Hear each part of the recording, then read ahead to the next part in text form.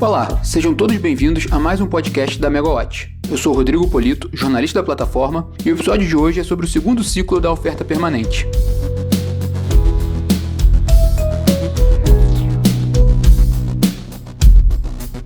Com o cancelamento da 17ª rodada de licitações da ANP e do leilão do excedente da seção onerosa, devido aos efeitos da pandemia de Covid-19, a sessão pública do segundo ciclo da oferta permanente, marcada para 4 de dezembro, será a única oportunidade para as companhias adquirirem novas áreas exploratórias de óleo e gás no Brasil este ano.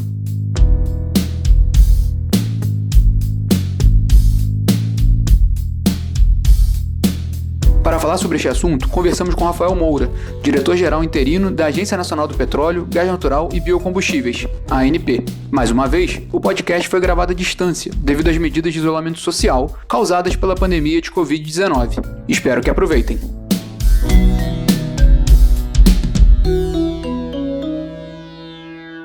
Primeiro, de novo aqui, diretor, obrigado pela oportunidade, pela atenção de estar com a gente, de poder ter esse tempinho para conversar um pouquinho sobre a ANP, sobre a oferta permanente. De fato, é um ano muito atípico, né? A gente não teve os leilões tradicionais, foi totalmente inesperado o que aconteceu. Acabou que a oferta permanente se tornou o principal meio de aquisições de áreas exploratórias em 2020. Queria que você comentasse um pouquinho sobre essa oportunidade que vai ser a oferta permanente e também, nessa primeira pergunta, explicar um pouco, para quem não entende ainda o que é a oferta permanente, que é algo relativamente novo, explicar um pouco para a nossa audiência, né? Para mim é um prazer imenso estar conversando contigo, né? Como eu tinha antecipado, é sempre um prazer ter essa oportunidade para comunicar o que vem sendo feito pela ANP, o que vem sendo feito pelo regulador para reativar a economia, em especial nesse momento de pandemia e de pós-pandemia, né, em que a gente precisa realmente mudar o nosso planejamento e engajar não só o regulador da indústria do petróleo, mas o país, para que a gente tenha uma retomada e possa ter uma capacidade de atração de investimento superior aos demais países, porque a competição na indústria de óleo e gás por recursos é uma competição internacional, então a gente está bastante engajado nesse processo como regulador e é sempre bom ter a oportunidade de comunicar essas medidas. Como você bem colocou, nós temos aí a oferta permanente que acabou em função desse cenário, acabou se transformando na principal oportunidade de aquisição de blocos de M&A no Brasil, né? E essa oferta permanente, que vai acontecer agora, né, a sessão pública no dia 4 de dezembro, ela nasceu na realidade em 2017, com a resolução CNPE 17 de 2017. Então, essa resolução ela permitiu que a agência disponibilizasse em oferta em caráter de oferta permanente aqueles blocos ou acumulações marginais, em alguns casos, ou que foram devolvidos para a ANP depois de um período exploratório ou de uma fase de produção, ou aqueles que foram disponibilizados em outras rodadas e não foram arrematados, né? Essa resolução, à época, CNPE 17/2017, tinha esse caráter, né, de permitir a relicitação de blocos que de alguma maneira já tiveram no circuito, mas nesse ano, pela resolução CNPE 3 de 2020, esse caráter mudou um pouco, né? Então, a ANP passou a poder definir e licitar blocos em qualquer bacia terrestre ou marítima. E aí, claro, acrescentando os campos devolvidos ou em processo de devolução na oferta permanente. E esses, principalmente campos terrestres, em que as empresas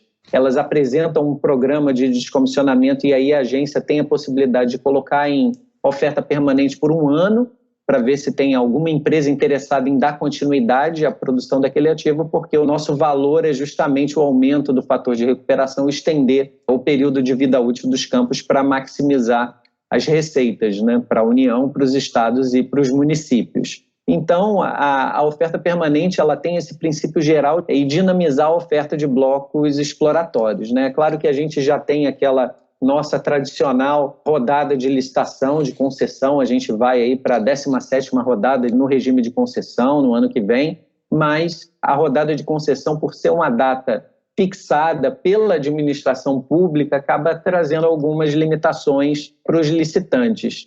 A primeira delas é que o planejamento ocorre em decorrência da rodada. Então, aquela empresa, a única oportunidade de adquirir novos ativos é aquela rodada naquela data marcada.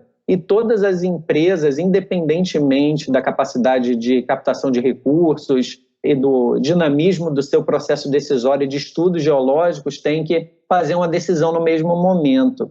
A oferta permanente ela inverte um pouco essa lógica, né? De acordo com a oferta permanente, as empresas, quer dizer, tem um portfólio de blocos no site da ANP, e aí as empresas, dentro do seu planejamento técnico e inclusive o planejamento financeiro, dentro da sua capacidade de recursos, podem decidir por nominar uma determinada área e iniciar um novo ciclo de oferta permanente. Então, esse ciclo, em linhas gerais, ele inicia com essa nominação e aí se abre um período para que outras empresas possam manifestar interesse nessas áreas, nesses blocos ou acumulações marginais.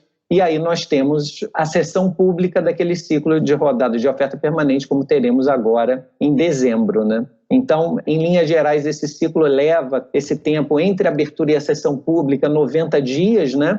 Então, a gente tem um processo de aprovação dessa declaração de interesse pela ANP, então as empresas manifestam esse interesse, a ANP aprova essa declaração de interesses, paga-se uma taxa de inscrição dentro do ciclo aberto, então a sessão pública é marcada de acordo com o edital e esse processo leva mais ou menos 90 dias. Então, dessa maneira que a gente pretende dar esse dinamismo maior. E aí, um ponto que eu acho bastante importante de frisar é que a oferta permanente nasceu lá em 2017 com essa característica de termos blocos que foram, de alguma maneira, já licitados e estão sendo relicitados. Essa não é mais a realidade da oferta permanente. A oferta permanente hoje é um processo que é muito mais atrativo, já que a ANP tem essa autonomia de mapear áreas e colocar essas áreas em oferta permanente, em adição às áreas, claro, que por alguma questões relacionadas com o mercado, valor do barril, não foram licitadas em determinado momento.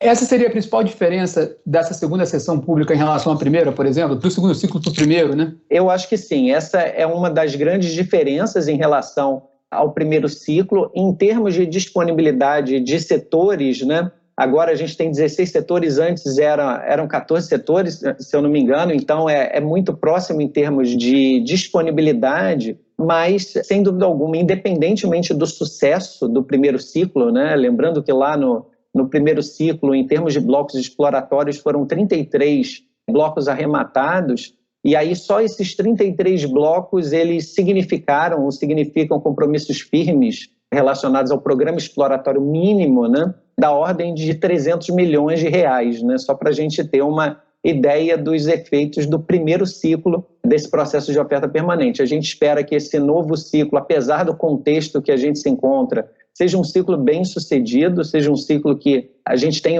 ofertas. Eu acho que num contexto de pandemia, a gente conseguindo acrescentar áreas exploratórias e áreas de acumulação marginal, nosso portfólio exploratório já é uma vitória tremenda, mas eu vejo sim como um segundo ciclo ainda mais atrativo, e eu tenho certeza que os próximos ciclos serão ainda mais atrativos, já que a gente tende a ter um modelo cada vez mais associado à oferta permanente e menos associado àquelas rodadas, aquele grande evento de rodadas marcadas, né? Até ia perguntar um pouco isso sobre a expectativa. Eu sei que é difícil pensar em números, porque ainda vai ter a sessão, né? Mas o que a ANP está esperando desse segundo ciclo, dessa segunda sessão pública, né? A nossa expectativa é a melhor possível, né?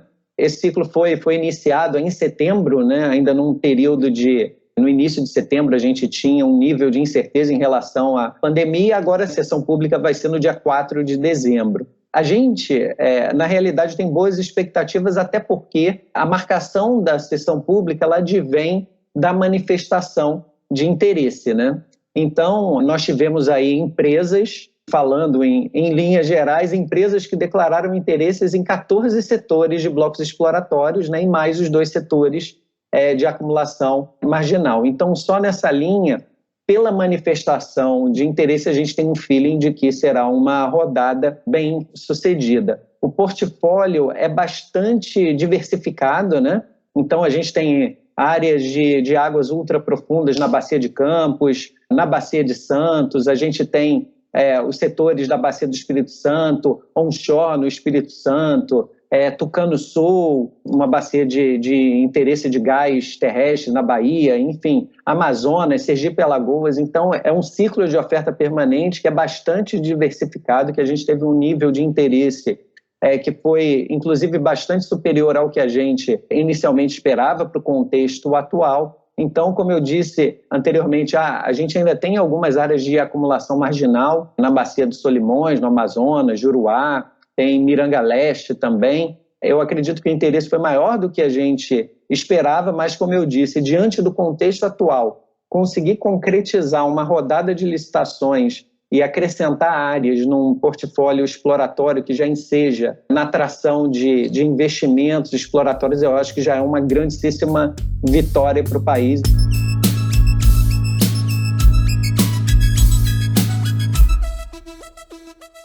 Como você vê a importância da oferta permanente também em termos de desenvolvimento desses recursos que nós temos no país, né? Desenvolvimento dessas áreas? Em relação à oferta permanente, eu particularmente vejo muitos benefícios em relação ao processo como um todo, né? O primeiro é a questão da previsibilidade. Na verdade, você, como eu disse anteriormente, tem um portfólio de blocos no site da ANP e os agentes passam, de acordo com a disponibilidade deles, de capacidade de estudar os setores, capacidade de estudar as áreas e principalmente a capacidade de atrair recursos, investidores, para adquirir novas áreas exploratórias, todo esse processo passa a estar encaixado dentro do contexto da empresa e não do contexto da União. Então, a gente tem efeitos em diversas cadeias. Por exemplo, a gente passa a ter uma previsibilidade, uma ocorrência de contratações em todos os ciclos que é mais linear, não é aquele bloco de setores que são licitados e estão todos na fase de exploração. Então, no momento posterior, em não tendo rodadas seguidas, esses blocos passam para a fase de produção e aí a gente tem um gap na fase exploratória. Então, essa possibilidade traz esse dinamismo para a indústria, o que alimenta todos os segmentos. Por exemplo, a questão da indústria de sísmica, né?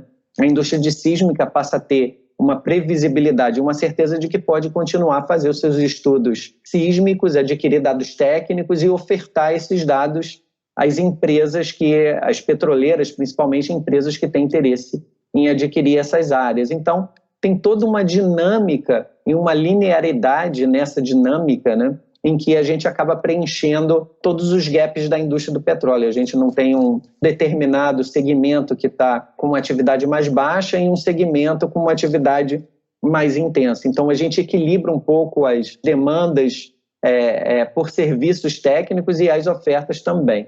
E aí, por fim, essa questão do timing da oferta permanente também é importante. Quando a petroleira decide nominar uma área, esse tempo entre a nominação e a aquisição daquele ativo, digamos assim, é bastante encurtado. Então, dentro de uma estratégia de empresas menores, empresas independentes, empresas que têm uma janela de oportunidade para atração de investimentos, também no caso dos campos terrestres, que tem uma questão mais dinâmica e contextual, de acordo com o valor do barril, por exemplo, os parâmetros econômicos e os timings são mais encurtados, a oferta permanente acaba proporcionando essa possibilidade de trazer um dinamismo e uma agilidade maior nos processos decisórios, entre a decisão de adquirir e a aquisição daquele ativo. Então, é um processo também mais simples, né? É um processo que é interessante do ponto de vista de ter todo esse cardápio de opções no site da ANP. Então, eu acho que é um processo que veio para ficar e vai se tornar cada vez mais atrativo com o exercício e com os aprimoramentos do processo.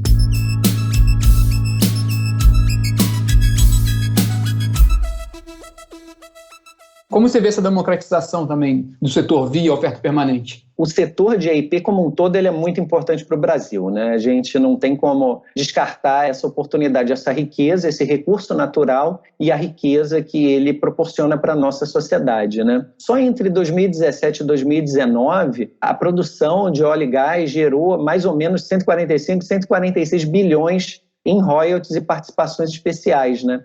Em função da cláusula de PDI, nós tivemos 5,3 bilhões de reais em investimentos nessas áreas de pesquisa, né, que fazem um link com a academia, trazem desenvolvimento de novas tecnologias e, em última análise, novos empregos para o país a partir do desenvolvimento dessas novas tecnologias. É claro que toda essa receita ela é muito concentrada nas áreas marítimas, principalmente no pré-sal, que já responde por 71% da nossa produção, mas o desenvolvimento dos campos terrestres eles têm uma característica que é muito forte, que é justamente a democratização e a intensividade em relação à mão de obra. A gente acaba trazendo os investimentos para perto de comunidades locais e que acabam se beneficiando com empregos diretos e indiretos em função da realização daquelas atividades em regiões no interior do Brasil. Eu acho que a oferta permanente cria essa democratização, cria oportunidades para empresas de todos os portes. A gente sabe que a Petrobras tem desinvestido ativos em campos terrestres, em áreas que já não considera tão atrativas para o porte da Petrobras, né? Isso é sempre importante de frisar. A atratividade de um ativo não está no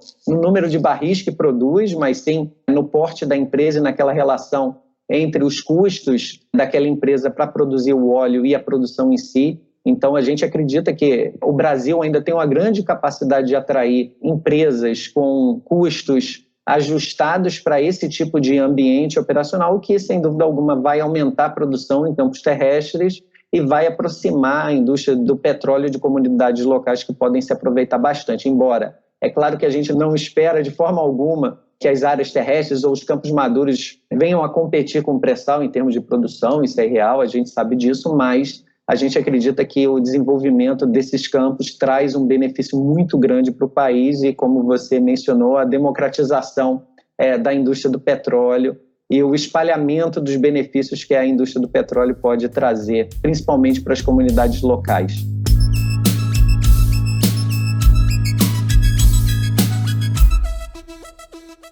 Não é obrigatório que seja uma oferta permanente por ano, né? Pode, né, partir do princípio que uma empresa propôs, né, pode ver mais de um ciclo, né? O que a gente pode, primeiro, me esclarecer isso, se eu estou certo, e segundo, assim, o que a gente pode esperar para o ano que vem? A gente tem uma expectativa já manifestada pelo governo de ter a 17ª rodada de licitações de concessão no ano que vem, no segundo semestre do ano que vem, e também a esperada licitação do excedente da seção onerosa de Atapu e Sépia, né?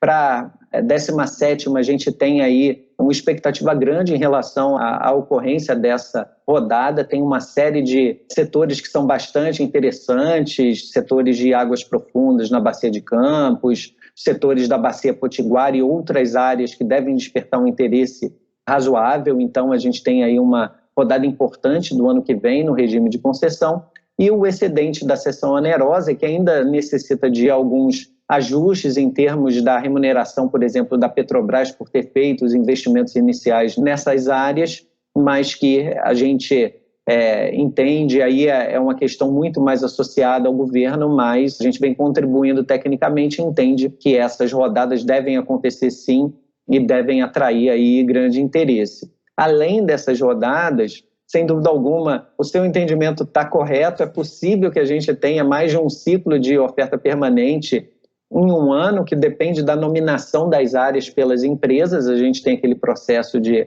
manifestação de interesses e, sem dúvida alguma, para o ano que vem, numa retomada da economia que seja razoável em termos da disponibilidade de recursos para as empresas, eu acredito que a gente possa ter, sim, um terceiro ciclo ainda em 2021, né? O que seria maravilhoso para o país, porque, sem dúvida alguma, a gente precisa acelerar esse processo de disponibilização de áreas, né?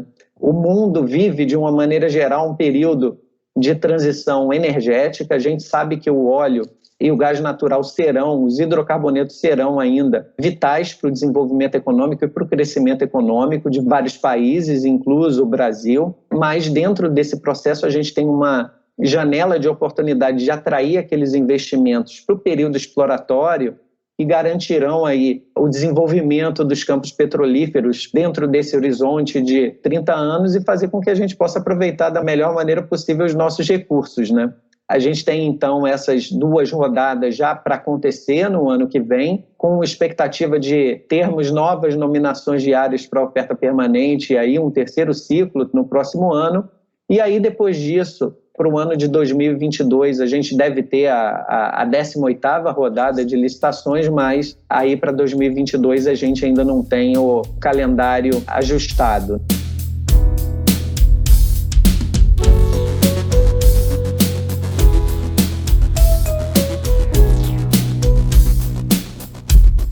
Bom, diretor, obrigado pelo bate-papo, obrigado por explicar um pouco da oferta permanente e um pouco da expectativa da ANP com relação à sessão pública do fim do ano, né? Eu que agradeço, Rodrigo, é sempre um prazer estar contigo, conversar e expor aí um pouco do trabalho que a ANP vem executando, e aí permanecemos sempre à disposição para prestar os esclarecimentos e fazer esse bate-papo. Muito obrigado. Obrigado, diretor.